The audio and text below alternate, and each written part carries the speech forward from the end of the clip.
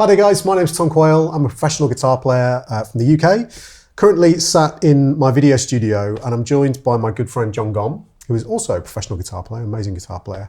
And we're here basically for GIK, looking at these acoustic panels, and thought we'd sit down because Jon has recently started getting really into the benefits of using acoustic panels, and you've got these rather fetching looking panels from GIK, and you can tell us a little bit about what you've kind of discovered, the benefits of them and why you would want to use them. Yeah, so I do all my recording at home. So there's so many people do that for all kinds of different reasons. For me, I just don't really like the pressure, the time pressure and stuff of having to go into a studio. So I prefer to do it at home. So I'm tracking acoustic guitar and vocals mostly in kind of a spare bedroom type studio environment. Okay, so because my stuff is acoustic, and also people who haven't seen my music or seen my videos won't know that I play percussion on the body of the acoustic guitar. So I'm doing percussion, which is particularly acoustically tricky in just a room that's not set up to be a studio. So when I started doing that, I instantly noticed how terrible the acoustics were in the room and how terrible they are in most rooms in a home, and started to find out what I could do about that. So it turned out that an old friend of mine from the Leeds music scene, who was in a band called, he was the bass player in a band called the Hoover Dams. Amazing name. Had now grown up the traitor and set up a company that makes acoustic panels. Right. And so he helped me out, because he's a very nice man. And so over the years, I've started to acquire basically more and more of these panels, and they enable you basically to record in a room that's not designed for recording. So there's a couple of different things that they do. One is that you can use them for soundproofing. So in my home studio at home, I've got a fairly busy road, not that far away, and things like windows. So I've got panels pretty much like this one that are made to cover a window that I'll just use while I'm actually recording. And you can fix them to the wall in various different ways. I actually use Velcro. So yours actually, they're not freestanding like this. Those ones are. But you can take them on and off. Yeah, so I have some that are fixed on the walls. And what all they are is a plywood frame with Rockwool inside. However, there are good ones and bad ones, as you can imagine, because there's the density of the wool, there's the quality of the wool, there's the quality of construction, there's all these different things, and these ones are really, really good. And there's basic things that I learned that Dave taught me about what I needed. So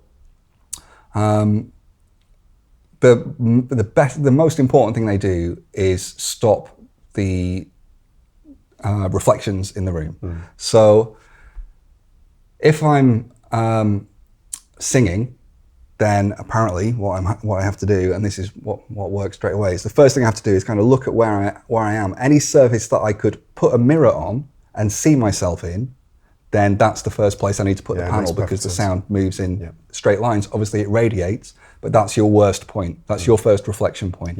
So if I'm here, then I put a mirror in front of me on the wall or to the side of me on the wall. But if I put it at an angle, then I can't see myself in the mirror when the mirror is flat to the wall.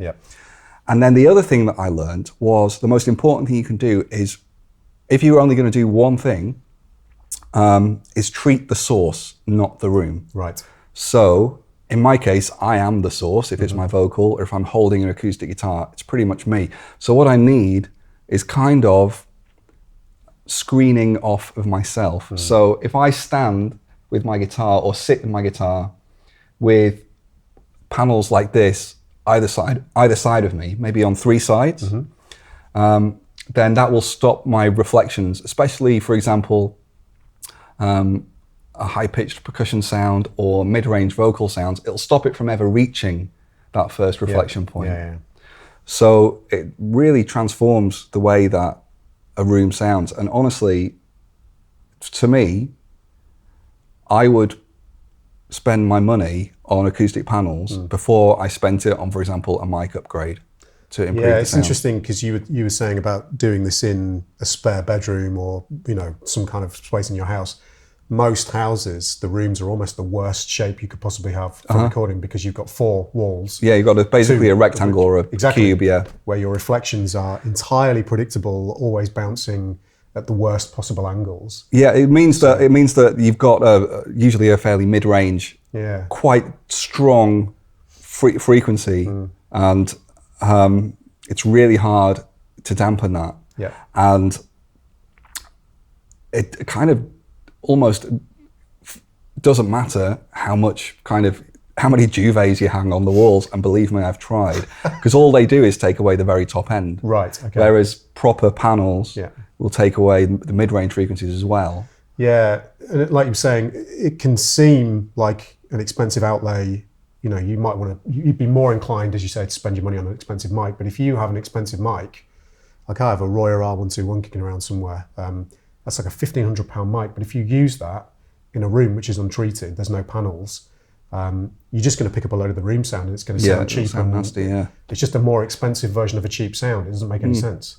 And you can also use it for screening. So if you're recording with I record with my ancient laptop, old trusty laptop. I've seen it, it's quite ancient. It's not loud, but it's not a silent running thing. What you're saying. But because like the sound of a fan is trebly mostly, if I just put it on the other side of one of these, if I've got one of these between me and the fan, I don't have to worry about it. You can't hear it at all. So in a way, actually, rather than spending a fortune, sticking a load of rock wool to the walls and trying to treat the entire room, this is almost it's a more versatile setup that you can, for whatever situation you find yourself in, you can damp things off, or you can surround yourself to prevent sound coming in or going out from where you need it to. So I have screens that are taller than this, so they're slightly taller than me at home, and mine are freestanding. They don't have feet like this. So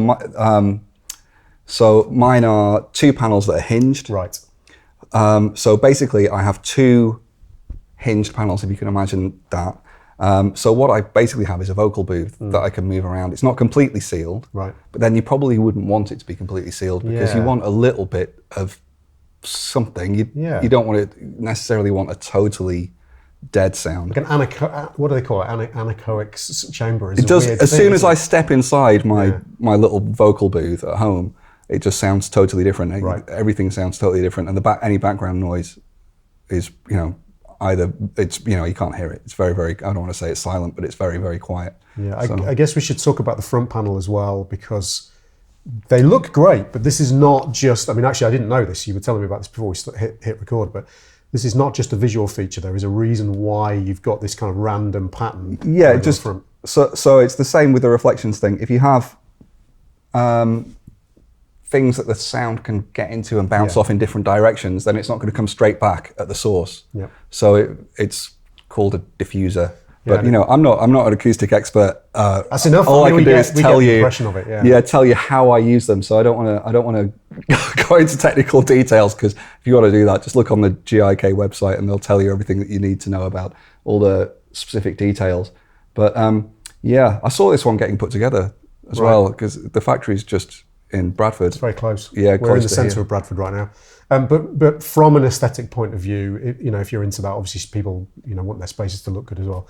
These are available in all sorts of different colours. Have I shown you the art panels they make? Yeah, I've seen them. Yeah, you so must want one of those. Yeah, of course. Absolutely. So you. But these ones look superb. There's obviously one behind us as well, and just not that they're made for this, but just in terms of looking good in the background of whatever you're doing, they certainly don't make this, like grey panels on the wall just look horrible, but these look really nice as well. If that's a thing that you are interested in. So yeah, if you're making videos and stuff, then that looks great. Yeah. They enhance your space and your sonic space as well. They do.